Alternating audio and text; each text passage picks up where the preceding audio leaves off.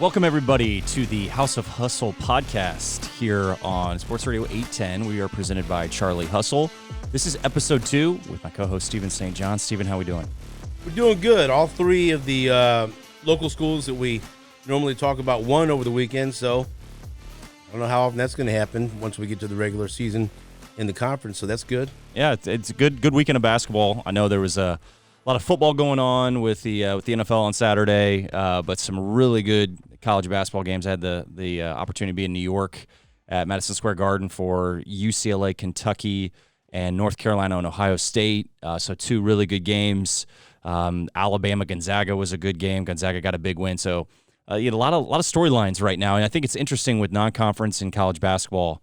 Just because you look at back, at least when I played, it was always the November Thanksgiving holiday tournaments that were kind of the big level competition, and then you'd have some games leading into league play. Mizzou had bragging rights, obviously, that they're getting ready to play in. But now it feels like with the scheduling that a lot of these teams do, there's a lot of big games that follow the Thanksgiving holiday tournament. I mean, the CBS Sports Classic was where I was at in New York. There's a lot of these different events now. A Jimmy V Classic was always one that's been around. But there's been a lot of really good games, a lot of good matchups in non-conference, and a lot of these schools and coaches know with resume purposes, when it comes down to March and being there for the NCAA tournament, you got to have a good non-conference schedule, strength of schedule, and you got to have quality quad 1 wins or quad 2 wins. So it's been good for college basketball that the competition in non-conference play has really picked up, where we've seen some really good games. So let's quick question for you. You mentioned Madison Square Garden. Yep. Eliminate any of the local venues like Allen Fieldhouse, but outside of that, what's been your favorite venue to go watch college basketball as an NBA scout? Yeah, so the Garden's great. It's easy to get in and out of. Feel like I always get taken care of there, which is always great. And obviously, it's New York. It's the world's most famous arena, so it's a lot of fun. I think I went to Duke for the first time this fall or this year, I should say. And Cameron was a different experience. I mean, it was such a cool environment, historical venue, obviously.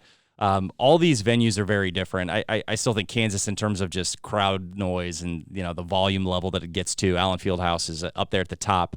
But I think Dayton, Ohio, actually is one of the most underrated college for the Dayton Friars. Their fan base is awesome, and that's that the venue, home of the first four, right? That's the home of the first four, and there's a reason why it's there. That's always a fun place to go evaluate.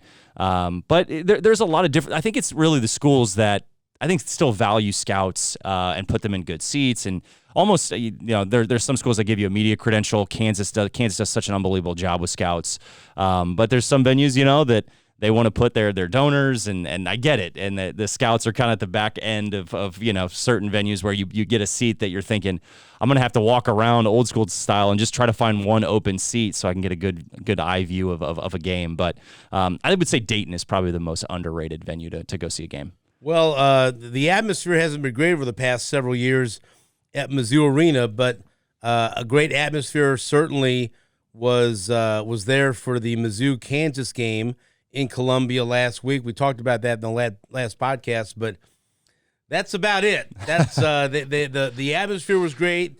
The crowd was ready to explode at any moment in favor of Mizzou, but the team never gave them a reason to get excited. And Kansas basically walked through Missouri. We talked about 22 combined layups and slam dunks, wide open three-point shots. Kansas, and nothing against Kansas, they were fantastic, but Missouri didn't make them work for their shots, and they didn't play transition defense. And I get it. Missouri just isn't at that level yet. And Dennis Gates said the program is in its infancy stage. But, man, I think we're all hoping for a little bit better effort than what we saw, but you have to credit Kansas. And I thought one of the most compelling comments after the game is when they asked DeJuan Harris, "Hey, how were you affected by the atmosphere?" And he just kind of shrugged it off and said, "Hey, I just played for a national championship in front of 70,000 people. This didn't bother me at all." And you're like, yeah, that makes sense. That sounds right. Yeah. And so I know we were hoping for a better game, but Grady Dick was terrific, Kansas was terrific, and Missouri's got a long way to go before they can compete with a team on that level. No question. It's their first time they've been really tested by a championship caliber team. Kansas is the champs. I first off love that DeJuan Harris comment. I mean, it's true. Like, he played in the biggest environments, and he's won a national championship. I mean, why would this bother right? you? Like he lives for these moments. It bothered Missouri more than it bothered Kansas. I think so too. I agree. I think Kansas. This is why I really wanted to hit on before the game of coaches motivating their teams in different ways. And you started to hear how Bill Self kind of motivated his team going into this rivalry game, knowing, they're going to be the favorite and they should, the 3-point line, I couldn't really wrap my mind around going into the game as it is. But the fact that Kansas looked very motivated starting that game. I mean, they came out ready to go, guns blazing. They were firing on all cylinders on both ends of the floor. I mean, they looked ready and hungry to play. And that to me was just the motivating factor, I think, of Bill Self and his staff getting his team ready to go. Now, I think Missouri's game plan, it's one of those things where Missouri, they're undefeated. They've played really well with the style that they've played. That's forcing turnovers. That's putting pressure, full court pressure, running traps in full court pressure to try to force turnovers and get steals and have early offense and shoot the ball in transition and all these things that they've been successful with. But Kansas is a different bear, and you saw that with how Kansas defended Mizzou. Mizzou had such a hard time moving the ball. They had, 21 turnovers to 8 assists. I mean, usually those numbers are flip-flop for Mizzou, so you can't have that on offense. But then you turn around, and for me, it's Missouri shooting quick shots because Kansas made them uncomfortable. So they're forcing shots, and Kansas is just taking the ball, and just really Missouri played right into Kansas' hands because Kansas said, hey, we'll go step for step for you. We'll play in transition. We'll play fast. We can play fast. We have DeJuan Harris, who's one of the best point guards in the country. Yeah. And DeJuan Harris, I mean, my gosh, the passing, the creation, the ability to push the ball ahead and make quick hit passes ahead to where Grady Dick's getting layups, Kevin McCullough's getting shots. Kevin McCullough had a coming out party in Columbia. But let's make no mistake either. I thought Kansas in the half court. Missouri clearly had an athletic and I think size mismatch in terms of Kansas just really exploited them. 4 out, 1 in, establishing KJ Adams. And Kansas really hasn't done that a ton of late this season. They've gone small. They've really put the ball in Jalen Wilson's hands. They've done a lot of their weave action. They've gone away from that 4 out, 1 in, throw the ball inside, as much as they did in the past with Udoka Azubuike and Cole Aldridge and those bigs that they had. They just really did a lot of that with David McCormick in the NCAA tournament a year ago. So they're molding into the team that Kansas is, but Missouri just couldn't match that. And KJ was really good in that game for KU to really spark them, give them a presence in the interior, take a little pressure off Jalen Wilson. But Missouri struggled to defend. The one thing I will say, Stephen, Missouri did do a better job in the second half of at least taking a 30-point deficit, getting it to 15, to 14. They didn't have the firepower to get all the way back, but at least they showed some fight in the second half. So they needed to come back and get that game wiped out of their memory and try to bounce back and win against UCF because the upcoming schedule is the bragging rights game against Illinois, then the conference opener against Kentucky, and then a game against a really talented Arkansas team. And so they needed a win, and that's what they got in the Orange Bowl Classic down in Florida against UCF. And it looked like they were going to lose, but a buzzer-beating 3 off the glass by DeAndre Golston. And Demoy Hodge made a great play after he fell down lying on his stomach, to basically just push that basketball over to Golston, where he had a chance to hit that game winner. What can that do for a team to win a game like that? You're on the road. You're in a situation where you want to try to bounce back from a tough loss, and you win a game in that fashion. I don't know how many buzzer beaters you've ever been a part of, whether it's in high school or in college, but to see the way that team celebrated. It seemed like they were relieved, but also that could be a bonding moment when you're on the road, you're down in Florida, you come back, you win a game like that in dramatic fashion. That's the type of win that maybe can bring this team closer together, right? Absolutely. I go back to I'll bring up Zaire Taylor into the conversation when I was in school at Iowa State my junior year. By the way, where's he at now? He is he was still playing overseas. I'm not sure if he still is playing. But I think by 2 years ago he was still playing overseas, and was playing at a high level actually. So he's still playing, and that's another story. I knew Zaire would still be playing. He could play in a glorified rec league, and he would be playing nonstop. So an upcoming Where Are They Now segment, maybe with Zaire Taylor. We could do that. The thing about Zaire though, when we had him. A guy that lived for the moment, but the Iowa State game, my junior year, to get to the we had to have a win to get into the tournament, and it was on the road. I don't know if you remember this game where I do. Zaire went coast to coast, a high arcing shot like a runner teardrop off glass over. And Iowa State was a really good team that year. They were in the NCAA tournament as well, so we had to have it going into the Big 12 tournament, and that feeling in that locker room it was an overtime win. It was such a bonding moment. I mean, it was a relief because you win the game, but it was such a battle. And there were things in that game that we really, we didn't close. We had a lead in that game. We blew that lead. We were really struggling on the glass. There were a lot of factors where you're thinking, man, if we just clean this up, we'll be fine. And Zaire saves the day and wins us the game. So when I tie that into DeAndre Golston's three, it's a moment where it's such a high to hit a game winner, to have that feeling, especially on the road. Winning on your home court is one thing, and you want to take care of your home court. Don't get me wrong. Winning it's that feeling you get in any win, but on the road it's a little bit different because it's you against everybody else, and that's fans. That's if you're on a neutral site and there's not a lot of energy in the building, which is what it was in this UCF matchup for Mizzou.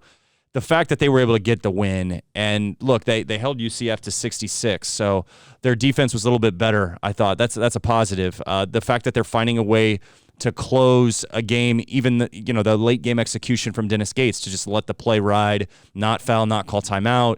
They were down 10-0 to start this game, and you're thinking, oh my gosh, what are they going to do today? Are they going to get blown out again, wiped off the floor? And Nick Honor steps up, older player, hits threes. Demoy Hodge has had a great year in general.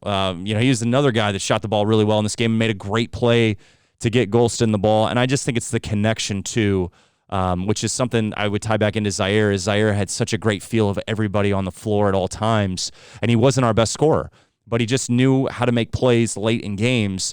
And Demoy Hodge made a great play, and him and DeAndre Golston have played together for many years at Cleveland State. I think that showed in that moment because DeAndre dragged in that situation, thinking Demoy was going to try to take it as far as he could. He obviously falls to the floor, but they're in the right positions to make the play happen. It's not how you draw it up. DeAndre didn't even really get a great look. He just had to get it off. It's a heads-up play by both guys that are older players. So was that an important message that Gates sent to his team that he decided not to foul, as you said, and just let it play out because there was about a 6-second difference between the shot clock and the game clocks, 6 or 7 seconds. He let them play defense, and then after they got the stop and got the rebound, didn't call a timeout, and trusted them to finish the game. So 2 times, defensively and then offensively in transition, he trusted the team. Was that an important message that was delivered to his team? Like, hey, with the game on the line, I'm not going to call a timeout. I'm going to trust you guys to do the right thing, and it came through. I think so.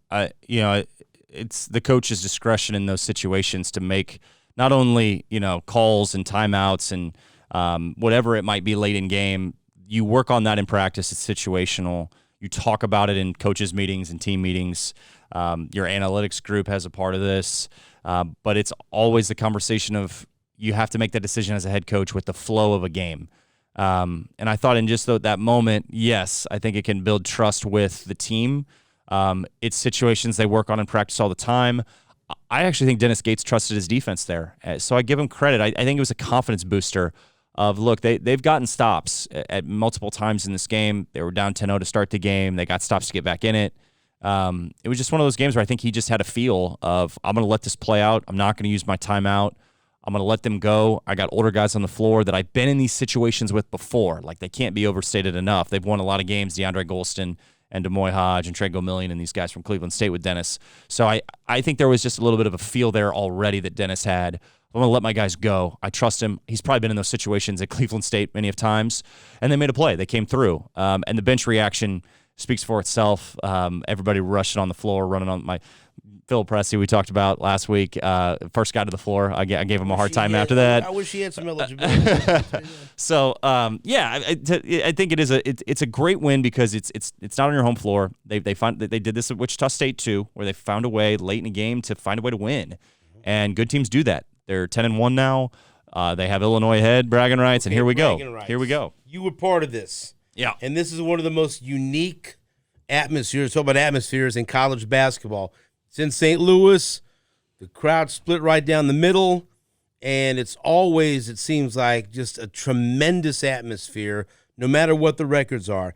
having been a part of this, how does it compare to any other atmosphere you played in front of in college basketball?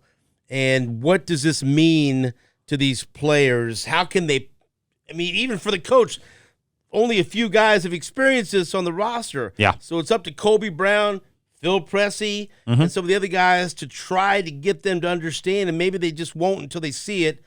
This is a unique atmosphere, and it's going to be something that is going to be another test to Mizzou's mental stability and mental toughness, because they're going to go up against a top 20 team in a wild environment. And the last time they were in front of an environment like that, they did not live up to what they needed to do. So now they get another chance in front of a sold-out crowd that should be wild. I think it's another test. It's another opportunity. They're coming off a win now, so the UCF win is a big win for them. It really was a motivating win. It carries you into bragging rights. The bragging rights experience is different than the Kansas game. The Kansas game, it's a totally different type of adrenaline and a different type of atmosphere. And the rivalry, as we've touched on, it makes that environment so hostile, and it's such a great environment for college basketball. And as a player, to be in those games, it's what you dream of. It's different and separate from Illinois. I go back to my freshman year in 08-09, going to bragging rights. We were undefeated at the time. We had some good environments of non-conference. It's an hour and a half before tip, and me and Kim English were always the first one on the floor as freshmen. We'd get out on the floor, we'd get shots up. We'd get to the game. We were kind of the first ones to get in our pregame stuff, and then we'd get on the floor as soon as possible. Kim was always, and Marcus was in this conversation too. I think that was just part of our routine. We walk out there on the floor. We had trouble getting to the floor. There's so many people already in the building. They had let fans in an hour and a half before tip. And I mean, we're talking a good amount of people. It's the holiday season. Everybody's, in that type of holiday mood. In St. Louis, and you got Illinois and Mizzou fans all in one spot. The venue, too, is right in the heart of that district of St. Louis where, the fans are staying for the holidays. And there's hatred there. There's serious hatred. There's the line. It's orange and it's black, and it's a noticeable line. But that feeling walking on the floor just for pregame, and you're thinking, whoa, this is different. This is going to be a different type of environment. And at the time, Illinois was a really, really good team. Brandon Paul, who was on their team, who's a big-time player. DeAndre McCamey was a big-time player for those teams. It was so crazy, but Dimitri McCamey, excuse me, yeah. No matter what happens, the crowd goes crazy. No matter what happens. And you don't get that, even to the Big 12 tournament when someone plays Kansas has got the crowd. Right. It's very rare to have the crowd split down the middle like that. To no matter what happens, everyone's going crazy, and then you got everyone's booing at the same time, and so it really is. It's it's nonstop. Yep. And because for instance, at Mizzou Arena, Kansas shut the crowd up. Yeah. And the crowd didn't, but someone's going to be happy at all times in this game. And both schools know the records of who's on the winning streak, right? Because when we got there, Illinois was on a pretty good streak of beating Mizzou. Then we beat Mizzou my sophomore, my junior, my senior year. They beat them. I think it was like a 5-year streak where Mizzou went on a long winning streak. Conzo Martin had good wins against Illinois in his tenure at Mizzou too. One being at Mizzou Arena recently. But I think you do have to look at even games I played in and games I've seen since I left. You do sometimes have to throw the records out in these games. Sometimes the records do hold the record books out. It's different. And in game, in this matchup, we had significant leads against Illinois my junior year and senior. Illinois would come back, tie it, maybe take the lead, and it would just be down to the wire, possession by possession. Everybody's on their feet. The adrenaline's going, the nerves are going. Such a fun game. It's an incredible game. Right before Christmas too. It's the energy in that building it's an indescribable feeling. It really is, and it's packed too. It's a hockey arena, and it's cold as can be when you're having that practice the day before, and you're like, why is it so cold in here? Like it's a hockey venue. Then that place just gets packed, and it's great. It's the perfect atmosphere you want. For the holidays, to have that type of matchup and the rivalry. It is a rivalry too. Like Illinois fans, Mizzou fans, you'll hear them chirping. I always post the Matt Pressey facial dunk that he had my senior year when I've never seen Matt get up. He had a tough knee injury his junior year, and Matt exploded for like a poster dunk. And that 2012 game, like, I think of Matt Pressey and I post that every year because that's what the rivalry is to me, is like that just the gym being packed, the arena being packed, both teams, every year switching the uniform combinations, the respect you have for both schools.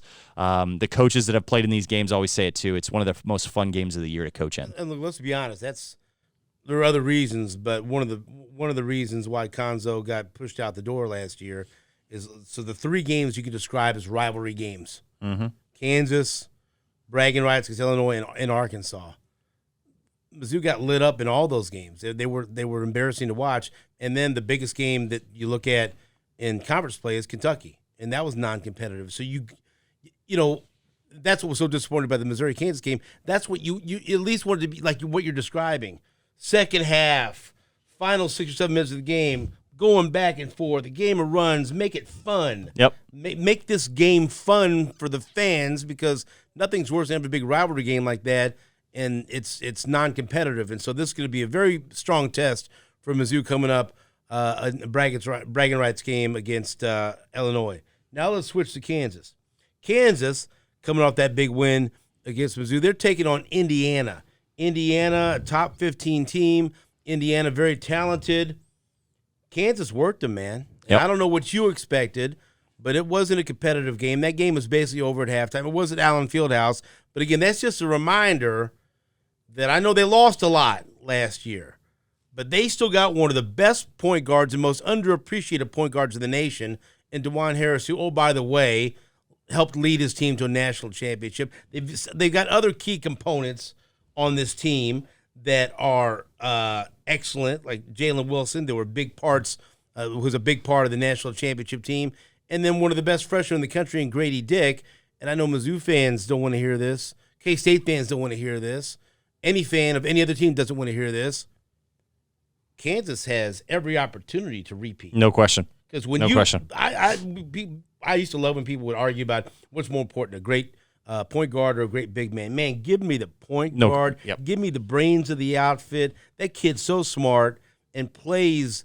It's just you see him and the way he plays defense, and you want that on your team. No question. Man, like how bad would you like to see a player like that? Oh, yeah. Wherever you go, right? I feel it. I feel the frustration. But that's like the heartbeat of the team. Yeah, absolutely. And you watch them, and there's nothing better to me than watching a shut-down defensive point guard that could just take the soul away from an opposing team like he does. And it's just like the way he carries himself, his unselfishness, like you touched on the toughness and the IQ piece. But he leads by example, and he's the heart and soul of their team.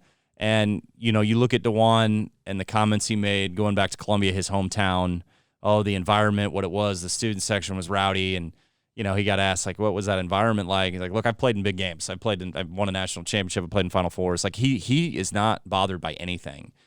He's the same player. Every game you watch Kansas play, what you see is what you get from DeJuan Harris. And you can it's that consistency, knowing you know what you're going to get from him night in and night out as a head coach when he's the starting point guard. And remember, like last year, let's take it back to before the season started last year, before Kansas won a national championship, right? They got a high-level guard that could really shoot the ball out of Arizona State that everybody was talking about, that he was, he's going to come in. Why is DeJuan Harris starting? And, oh, my gosh, like, doesn't make any sense. Why would Coach Self start DeJuan Harris? Well, the reality is because DeJuan Harris is the best point guard they had last year. And the thing is, Frank Mason is a tough conversation to have with DeJuan, because Frank Mason was such a great scorer. And sometimes there's point guards that can really score it, that can really shoot it, and that's great. Like, you want to have point guards that can do that. But you could argue that you would rather have a point guard like DeJuan Harris, and Phil Pressey was this for me, as who I think was one of the best passing point guards in the country. Phil was not a big time scorer. Phil didn't put scoring first. Phil didn't put shooting first. Phil put passing first. He put shot creation for everybody else before himself. He was excellent pick and roll. He had great vision. He could see 2 steps before every other defender. Everybody was playing, checkers, and he was playing chess. Kind of one of those conversations. DeJuan is the same way. You look at the game against Indiana. DeJuan's coming off a game where I think he had 9 assists against Mizzou.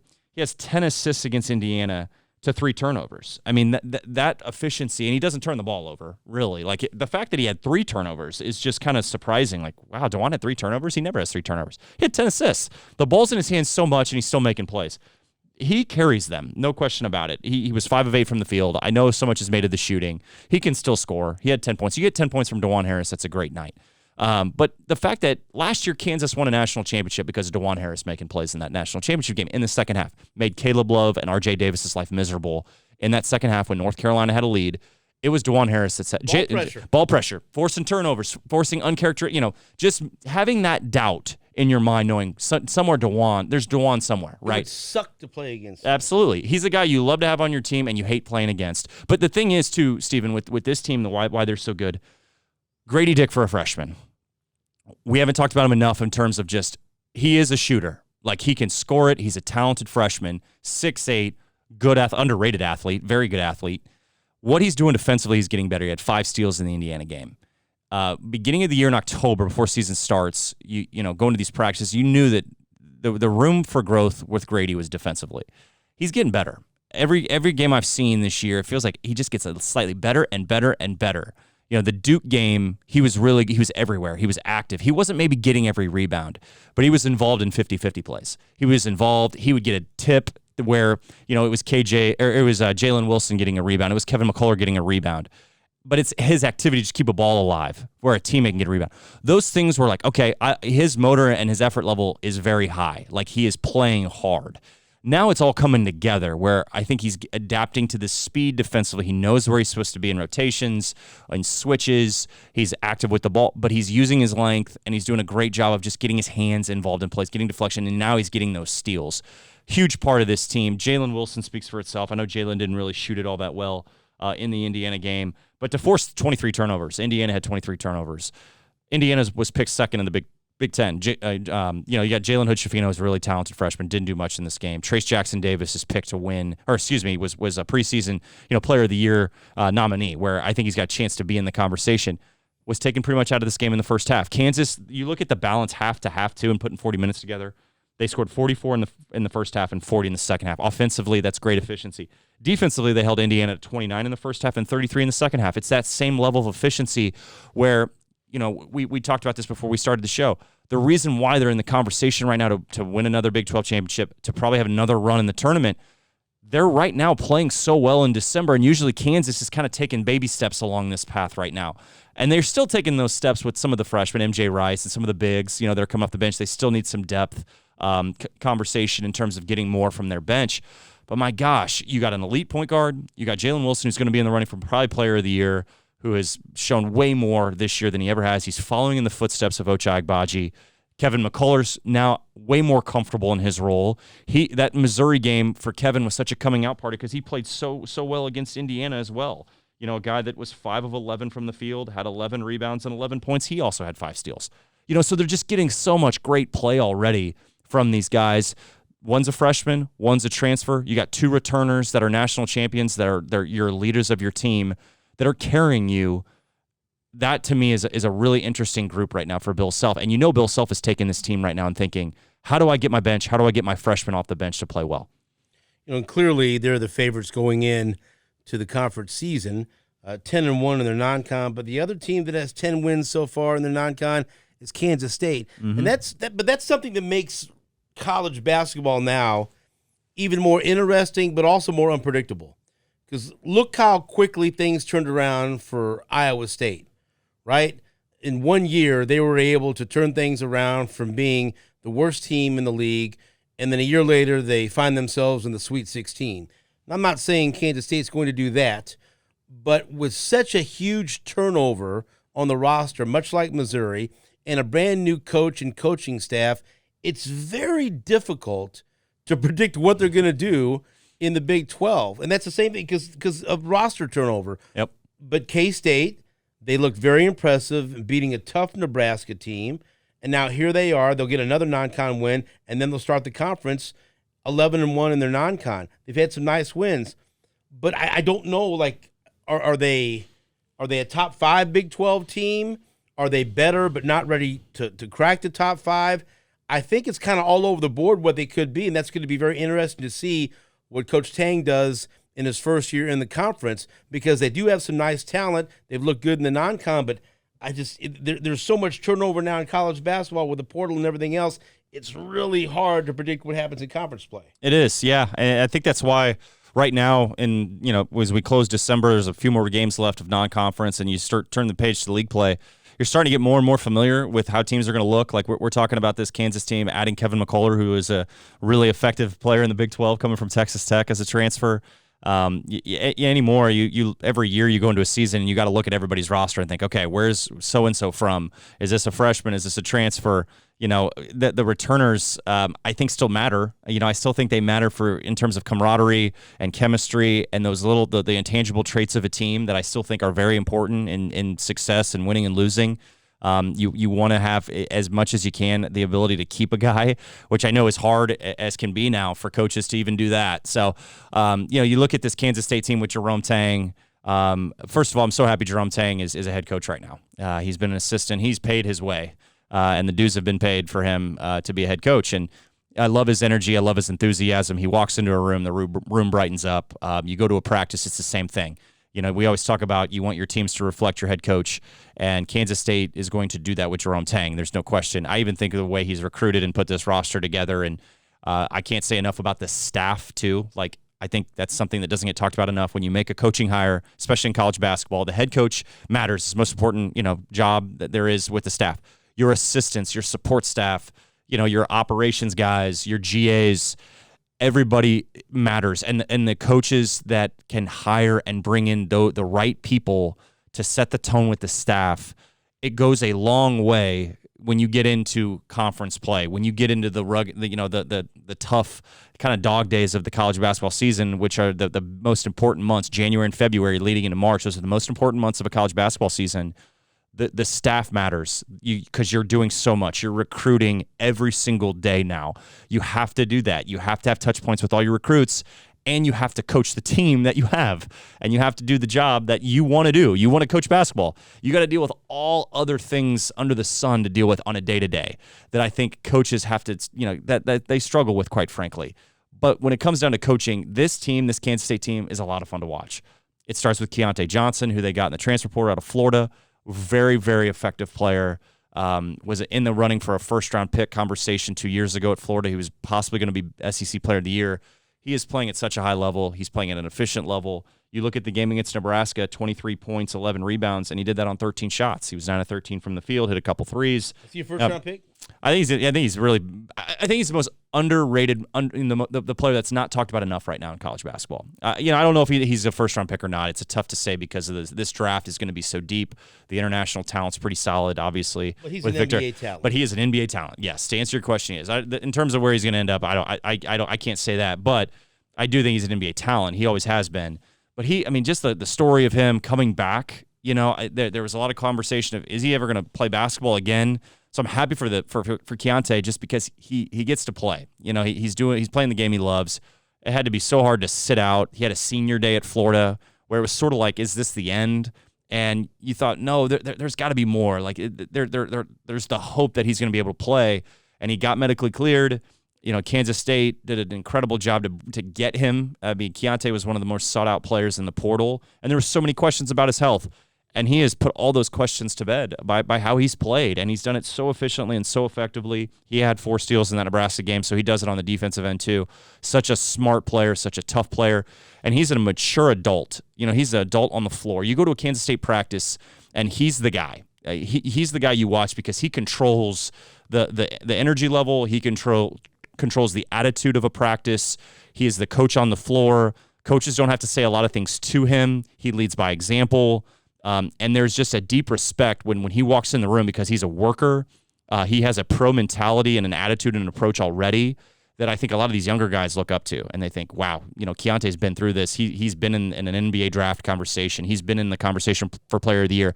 Maybe I need to watch that guy. Maybe I need to carry myself how that kid carries himself. But they got some other guys. Marquise Noel, 7 assists. He's been such a great passer. He's been great so far for Jerome Tang in terms of a point. You got to have a point guard. We just talked about this, with DeJuan.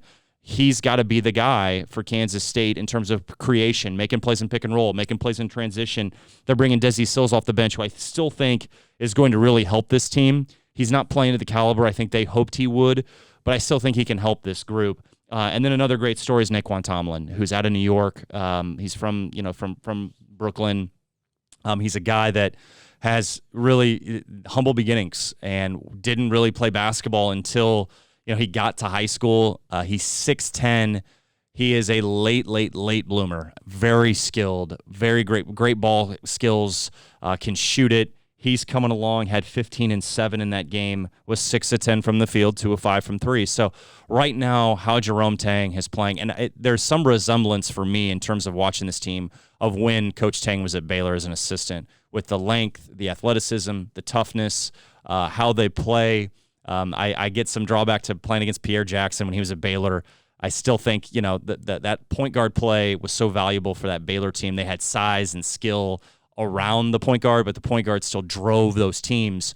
And you're seeing that with really how Marquise Noel, and Marquise Noel is a returner as well. That again, the importance of returners still matters, and Marquise Noel is a big part of that. Okay, so another team you wanted to talk about that we don't talk about all the time is Creighton. Yeah. This has been what the hell's going on with Creighton? Yeah. After back-to-back wins against Texas Tech and Arkansas, they were 6-0 and they were in the top 10. And they have not won since that win against Arkansas. They have lost 6 in a row to Arizona, Texas, Nebraska, BYU, Arizona State, and Marquette. Yep. What has happened to Creighton? Yeah, it's been a tough going right now for Creighton. I think Ryan Kalkbrenner being out with injury is a huge loss. He's a 7-foot big. Who is really the established big of their team within their offense. They really try to establish him at all times. Creighton, this is a team I wouldn't sleep on. I know they're now 6-6. The fact they're 6-6 is just wild to me. But they gave Kansas a tough game. Exactly, and they got Baylor Shireman in the transfer, who was such an effective player. South Dakota State, and really was a all level player. He was in the draft process last year at the combine. 6'7", high IQ, passer, can score it. He was a point guard last year. Now he's more of a wing. In terms of how they really play him. Ryan Nebhard is their starting point guard. His brother Andrew Nembhard is probably one of the best rookies that is playing in the NBA right now. A guy that came on really strong, was at Florida, transferred to Gonzaga. He's with the Pacers, and he's a really, really talented point guard, and I think he's really got a chance to be a pro for a long time. And this is his brother, who plays with that same chip on his shoulder, being overlooked. He's a really, really effective point guard, but they're really just the struggle with them is they've had turnover problems. That's always what you look to with teams that you're like, wow, they're 6-6. They shouldn't be. They've had games where they've turned the ball over too much. They've had games where they've not shot it well. They've had games where they've struggled to defend. I was at their Texas game, and really just had too many lulls where, there's some new pieces to this team, but a lot of these guys are back. Trey Alexander's back. Obviously, Kalkbrenner, who's been hurt, but Arthur Kaluma is a guy that's going to be in the conversation at the next level. And, he's had some inconsistencies. And so I think they're a team that's just finding out their way right now. They're still struggling.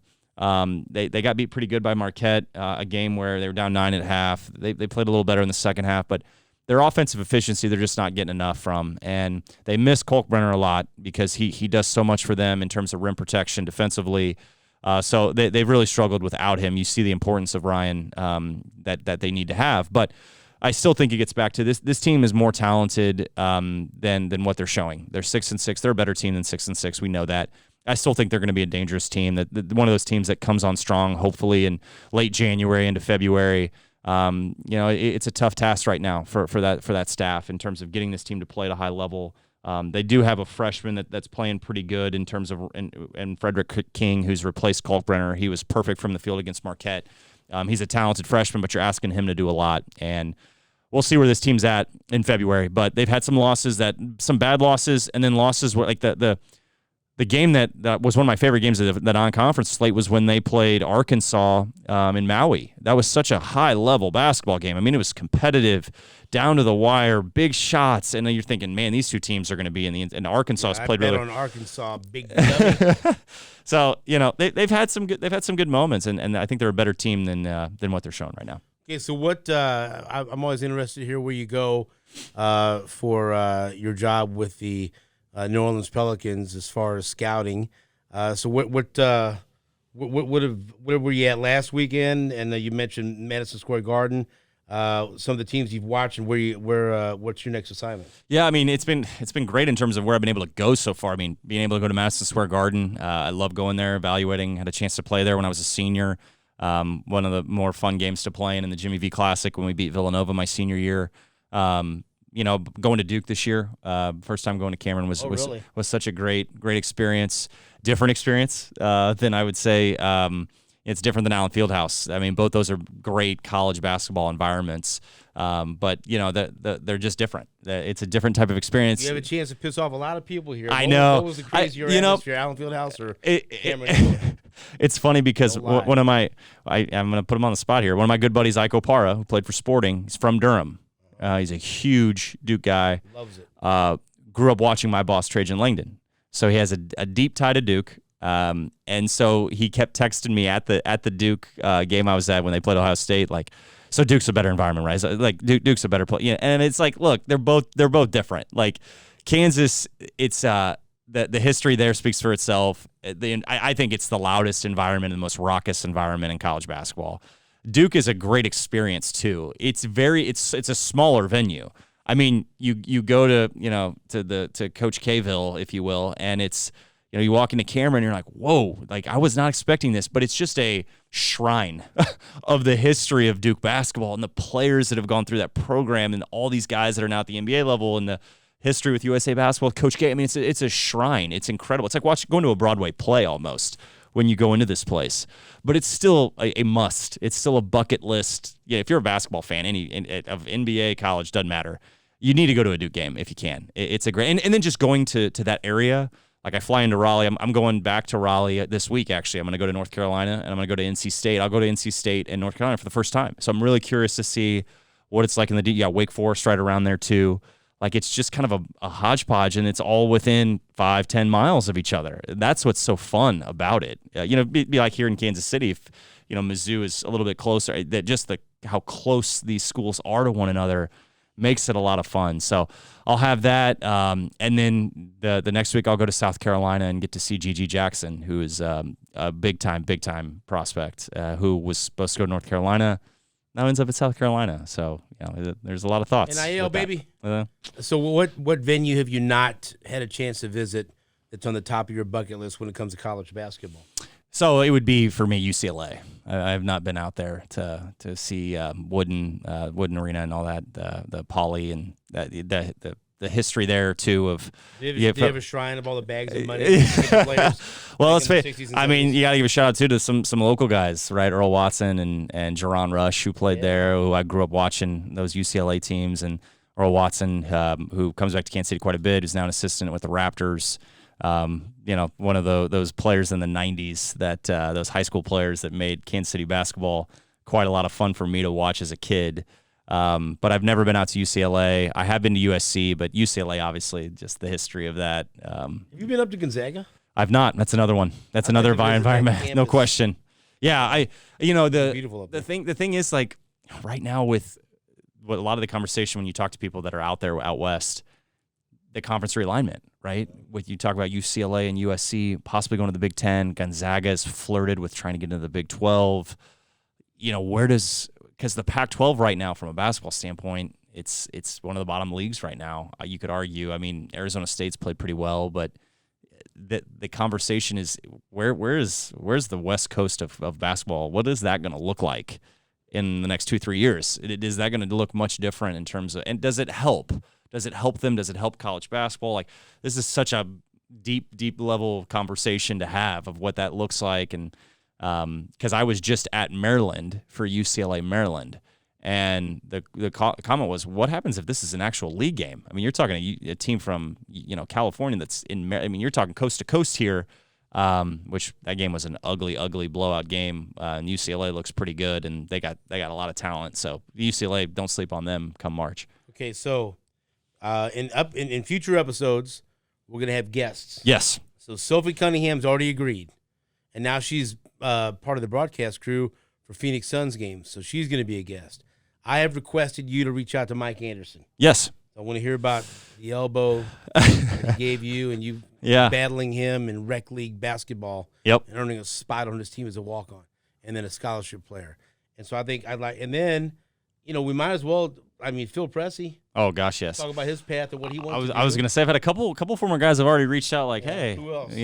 Lawrence Bowers has got to be one of my best friends. And how about that NIL? And he's a guy that would love it. And then I got to give a shout out to Kim English, who we talked about just how we met through Kim. But Kim was inducted in the Missouri Sports Hall of Fame, and it's a huge honor and deserved honor. And now the head coach at George Mason. Just a bright basketball mind. He always has been, and we always knew he was going to be a head coach. And he's the future for him, and what he's going to be as a head coach is so bright. And his ability to recruit when he was at Colorado and at Tennessee and at Tulsa, former NBA draft pick, who is just the guy that I always go to for things when I need to really dive into details of certain things. He's always a guy I pick his brain on everything if I can. Congrats to Kim. Jacob Pullen would be a great one. Ooh, God. Shout out to K-State fans. Jacob Pullen. Heard him on podcasts, and he says a lot, so I want Jacob Pullen. Okay. You got to figure out. I could say Greg Gurley, but I talked to him too much already. Mm-hmm. And so a good former Kansas player that would be fun to talk to. I'm leaning Brandon Rush with this one. I've talked to Brandon before, national champion. Get the Rush brothers in here. A Rush podcast.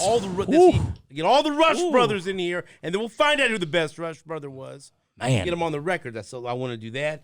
How about Frank Haith? Yeah, absolutely. Coach Haith, his career and the history of schools he's been at, players he's coached. Coach Haith would be a great one. That's a great name. There's some good ones, and so we're gonna have some great future episodes with guests on it on House of Hustle. And, of course, we have to mention Charlie Hustle, who is the wonderful sponsor of this podcast. You can go to charliehustle.com if you want to finish off that Christmas list for the sports fan in your life. All the schools that we talk about, they got great merchandise for whatever fan you've got in your family. Even if you're embarrassed that maybe your cousin roots for the team you hate, get him a shirt anyway from Charlie Hustle and make him happy or make her happy. And I know you can go down to the plaza and pick up some great merchandise. You love the Charlie Hustle shirts, don't you? I did this for some Christmas shopping a couple days ago. So, I got the linen. It's still on the list. I'm still doing that. Be a double XL Kansas City Roos shirt. Maybe I need to, since we have a clinic to do tonight, I got some time here where I might be able to get a St. Gabe shirt. That's right. Oh, thank you. I need some. You're the Dobo now, coach. Well, you're kind of now. You're you've been promoted. So, but you have a lot of duties. I've been sending emails to parents. I've been trying to get everything lined up. I've lined up a scrimmage. I got us in a holiday tournament. I'm making things happen. But Charlie Hustle, thank you for helping us put together this podcast. And that's the place. You win any of the gear. You're talking about Mizzou, KU, K-State, even the Roos, whatever we talk about, charliehustle.com. Or go down to the plaza if you like to shop in person and get everything in your hands right there. Cross off all the people on your Christmas list going to Charlie Hustle. Is that right? That's right. And I think, too, something to look forward to with this podcast is, Charlie Hustle now in that NIL world, in that NIL space, they've signed a lot of athletes around the area with our local schools, and they do a great job of promoting those athletes. There's a good chance we'll probably have a few of those on this podcast down the road, too. So big shout out to Charlie Hustle and Greg Moore and Chase McNulty, as always, that have given us this opportunity. Let's get Isaiah Mosley on the podcast and just ask him, why won't you play 30 minutes a game, please? A lot of questions. No answer to that, is there?